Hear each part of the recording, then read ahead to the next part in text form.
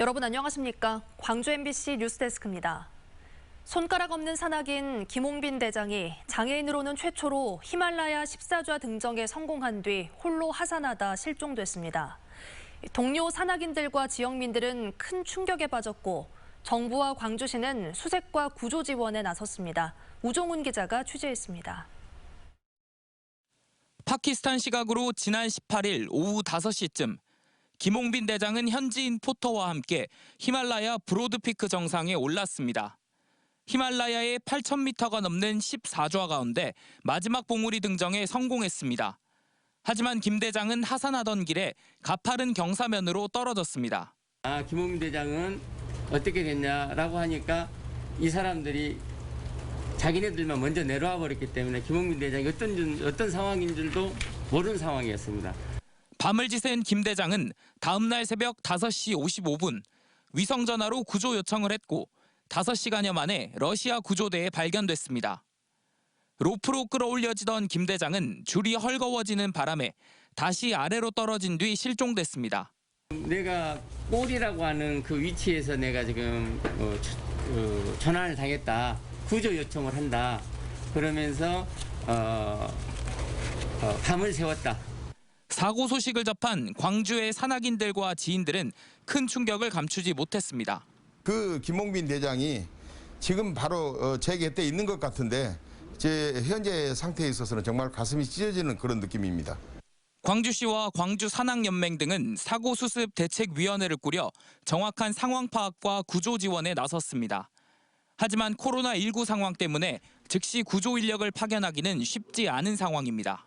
중앙부처의 연락부터 시작해서 그다음에 필요시에 어떤 재정적 지원이 필요하거나 이런 부분까지 종합적으로 저희가 검토를 해서 외교부도 파키스탄 정부 등의 군 헬기 출동 등 수색과 구조 활동에 협조를 요청했습니다. 하지만 현지 기상 악화로 구조 헬기는 내일쯤에나 뜰 수 있을 것으로 보입니다. 기상 여건이 허락하는 대로 곧 이륙할 예정이다라고 하는 등 파키스탄과 중국 양국으로부터 적극적인 협조 용의를 확보하기도 했습니다. 사고수습 대책위는 현지의 원정대원들과 연락해 구조 상황을 파악하고 필요할 경우 직접 인력을 파견하는 방안을 파키스탄 정부와 협의할 예정입니다. MBC 뉴스 우종훈입니다. 김홍빈 대장은 말 그대로 불굴의 산악인이었습니다. 상상하기 힘든 장애와 편견을 이겨내고 세계의 지붕들을 차례대로 등정하며 많은 이들에게 용기와 감동을 선사해왔습니다. 조현성 기자의 보도입니다. 30년 전 28살의 젊은 산악인이 북미 최고봉 맥킨리에 올랐다가 전환을 당합니다. 사고 16시간 만에 구조돼 목숨은 건졌지만 심한 동상으로 손가락 모두를 잃어야 했습니다. 일상생활조차 쉽지 않은 중증 장애. 하지만 그는 사고 6년 만에 다시 산으로 돌아왔고 2009년 남극 최고봉을 포함한 7개 대륙의 최고봉에 모두 올랐습니다. 그 두 봉우리 때문에 12년이 걸렸습니다. 긴 세월 포기하지 않고 그래도 하다 보니까는 끝이 보였던 것 같아요. 네. 이후에도 도전은 멈추지 않았습니다. 초호유, K2, 만화술루에 이어 지난 18일 브로드피크에까지 오르며 장애인 최초로 히말라야 14좌 완등이라는 기록을 세웠습니다. 등정에 성공한 직후 장애인 김홍빈도 할 수 있으니 모두들 힘내라며 대국민 응원 메시지도 잊지 않았던 김홍빈 대장. 스키 장애인 국가대표로 10년 이상 활약하며 장애인 체육과 후원 활동에도 열의를 쏟아왔습니다. 한 번도 쉬는 것을 본 적이 없어요. 그런 모습들이 아마 365일 동안 연습 그 자체가 훈련이었고 훈련 그 자체가 바로 장애인 봉사였어요. 역경 속에서도 포기하지 않고 자신과의 싸움에서 이겨온 김홍빈 대장이기에 이번에도 불굴의 의지로 생환해 줄 것을 지역민 모두가 바라고 있습니다. MBC 뉴스 조현성입니다.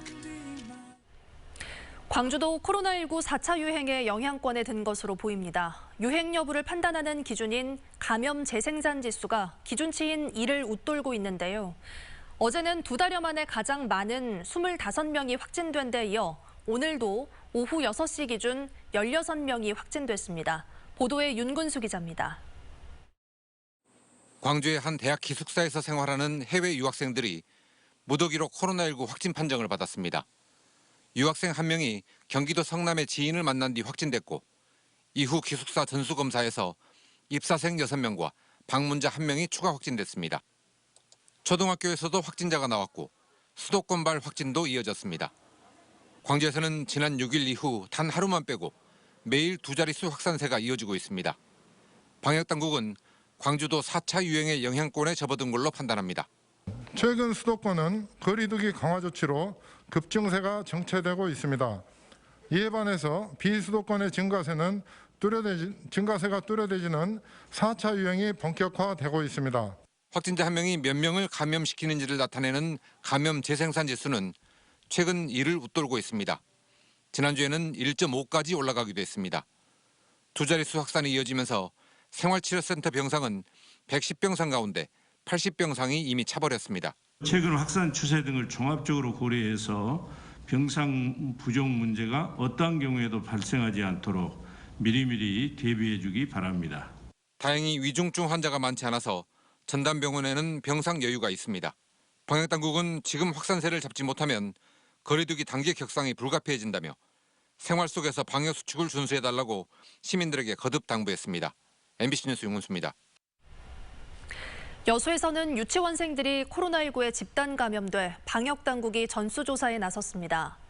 여수시 보건소에 따르면 여수 여천초등학교 병설유치원 원생 11명과 부모 1명, 기간제 교사 1명 등 모두 14명이 확진됐습니다.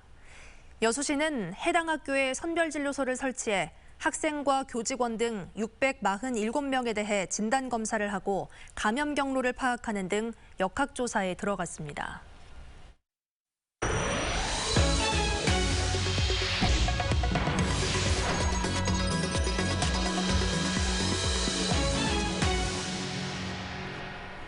오늘 오전 여수에서 자동차 탁송 차량이 횡단보도를 건너던 보행자와 신호대기 중이던 차량을 덮쳤습니다. 이 사고로 3명이 숨지는 등 12명의 사상자가 나왔는데요.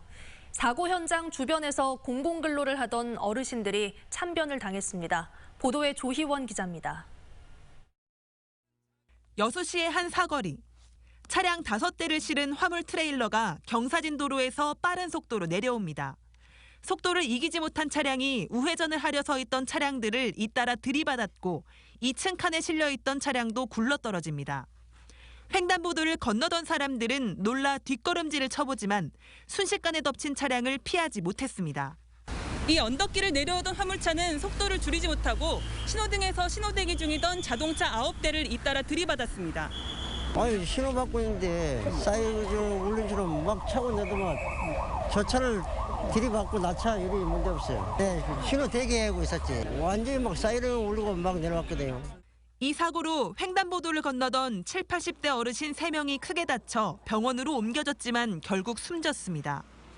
이 가운데 2명은 쓰레기 수거 등 공공근로 활동을 하고 있었는데 여수시의 노인 일자리 사업에 선발돼 월 27만 원을 받고 한 달에 열흘 아침 8시부터 3시간 동안 근무하던 중이었습니다.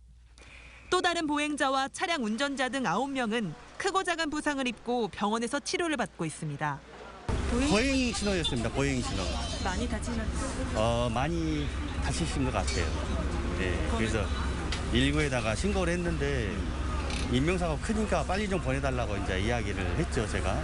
화물 트레일러 운전기사는 경찰 조사에서 언덕길을 내려오는 도중 갑자기 브레이크가 작동하지 않았다고 주장한 것으로 알려졌습니다.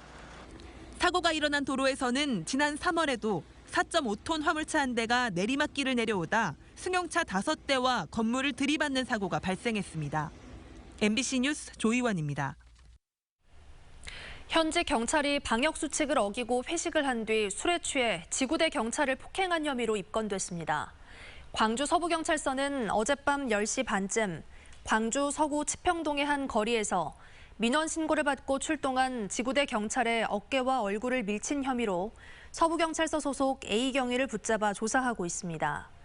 경찰 조사 결과 A경위는 5인 이상 모임 금지 방역수칙을 어기고 6명이 모인 부서 회식에 참석해 만취했고 집에 가던 중 이 같은 일을 벌인 것으로 드러났습니다. 경찰은 A 경위를 직무에서 배제하고 해당 팀에 대해 감찰 조사에 들어갔습니다.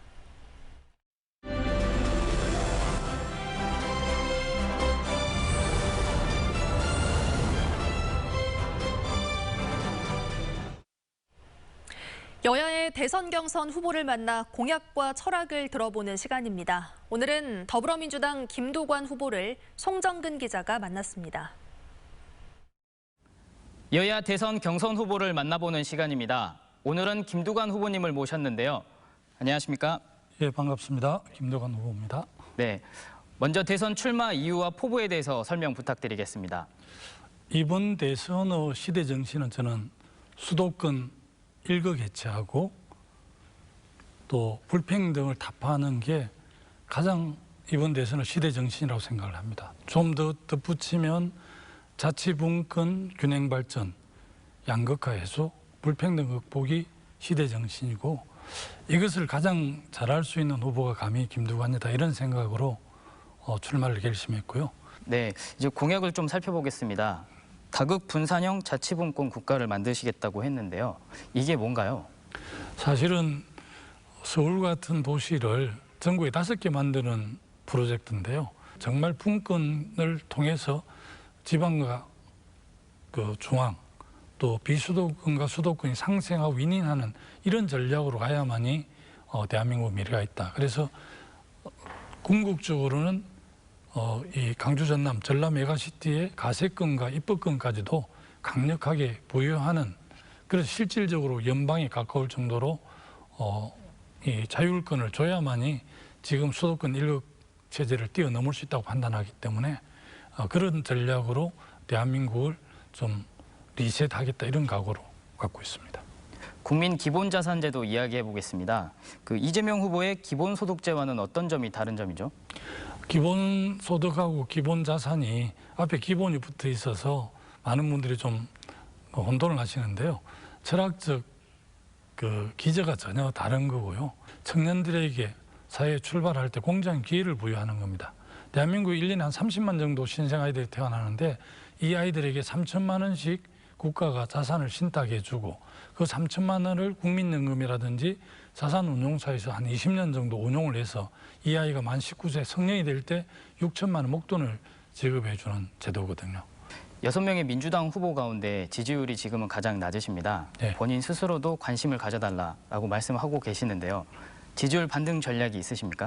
대선 본선에서 이기려고 그러면 중도층과 중원에서 확장성이 있어야 되는 후보가 본선 경쟁이 있는데 저는 어려운 영남 지역에서도 경쟁력을 입증했고 또 중도 중원에 매우 확장성 있는 후보이기 때문에 그런 점들을 당원과 국민들에게 잘 설명하면 지금 1, 2위 달리는 후보들과 충분하게 경쟁할 수 있는 후보로 우리 당원과 국민들이 선택해 주리라는 확신을 갖고 있고요. 최근 민주당 적통성 논쟁이 가열되고 있습니다. 김두관 후보님이 강조하는 민주당 정통성은 어떤 건가요? 그 문제라면 제가 아무래도 가장 어려운 지역에서 민주당의 깃발로 오랫동안 활동을 했고 또 풀뿌리 자치인 마을 이장부터 시작해서 이렇게 차근차근 우리 민주당의 정체성을 지켜왔기 때문에 누구보다도 적통성 논쟁에서는 제가 당당한 입장을 갖고 있는데 최근에 그런 논쟁들이 있었습니다. 네, 최근 윤석열 전 총장을 향해서 날선 비판을 계속하고 계시잖아요. 어떤 게 문제라고 지금 좀 보고 계시나요? 저는 윤석열 총장이나 최재형 전 감사원장 이런 분들은 사법기관의 장으로서 정치적 중립으로 그 직을 수행을 해야 되는데 검찰총장이라든지 감사원장 그 직책을 이용해서 자기들의 정치적 야망을 키워왔기 때문에 매우 적절하지 않다라고 비판을 했고요. 광주 전남 시도민에게 마지막으로 하고 싶은 말씀이 있으시다면 어떤 게 있으신가요? 저희들이 6사람의 본선 경쟁력을 통해서 정책과 비전을 잘 준비하고 내년 3월 9일에 있는 20대 대선에서 우리 더불어민주당 후보가 승리할 수 있도록 지금까지 그래왔듯이 성원해 주시고 지원해 주시면 저희들이 반드시 필승으로 4기 민주개혁 정권 재창출을 통해서 4기 민주개혁 정부를 출범하는데 최선을 다하도록 하겠습니다. 네, 대담 마무리하겠습니다. 남은 경선 일정 잘 소화하시길 바라겠습니다. 오늘 말씀 감사합니다. 고맙습니다. 더불어민주당 대선 후보인 정세균 후보는 오늘 기자회견을 열고 이낙연 후보와의 단일화는 없다고 다시 한번 강조했습니다. 정 후보는 이 후보와는 성장 배경, 개인적인 캐릭터뿐만 아니라 정책이나 노선, 정당에서 활동이 매우 다르다고 강조했습니다.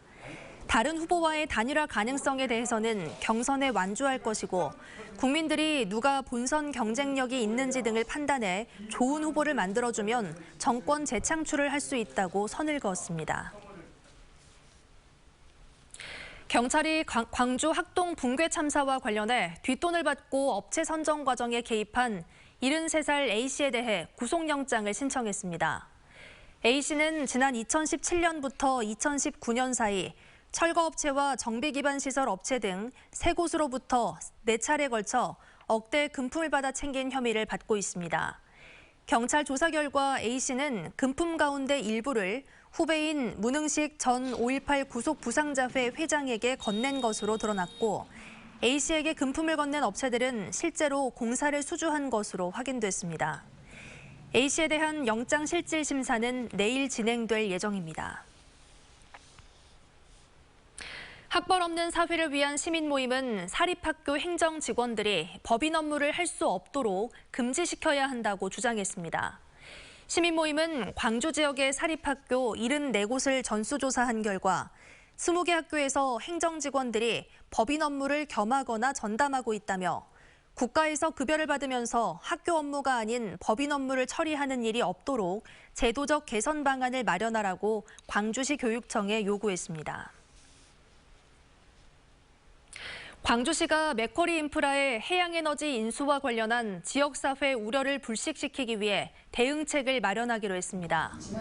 이용섭 광주시장은 간부회의에서 맥쿼리의 해양에너지 인수가 지역사회와 공감대 없이 결정된 것은 매우 유감스러운 일이라며 안정적인 도시가스 공급을 위한 제도적인 장치를 마련할 것을 주문했습니다.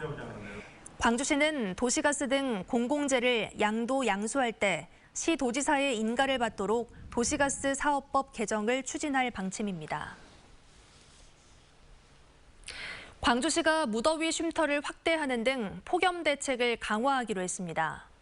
광주시는 당분간 무더위가 심할 것으로 예상됨에 따라 경로당과 행정복지센터 등의 무더위 쉼터를 1,500곳으로 늘리고 일부는 야간에도 개방하기로 했습니다. 또 도로변에 그늘막을 추가 설치하고 다중 밀집 지역 주변에는 살수차를 투입해 도로의 온도를 낮추는 한편 폭염 취약계층을 직접 찾아가는 재난도우미를 운영하기로 했습니다. 찜통 더위가 계속되면서 바다의 고수온특보도 확대되고 있습니다. 바닷물의 온도가 사흘 연속 28도를 넘어선 한평만은 고수온주의보가 경보로 상향됐고 등량만 4만에 내려진 고수온주의보는 외측 해역까지 확대 발령됐습니다. 올해 고수온 경보는 고수온으로 인한 피해가 가장 컸던 지난 2018년보다 2주 정도 빨리 발령된 것으로 양식장 등 피해 예방이 당부되고 있습니다.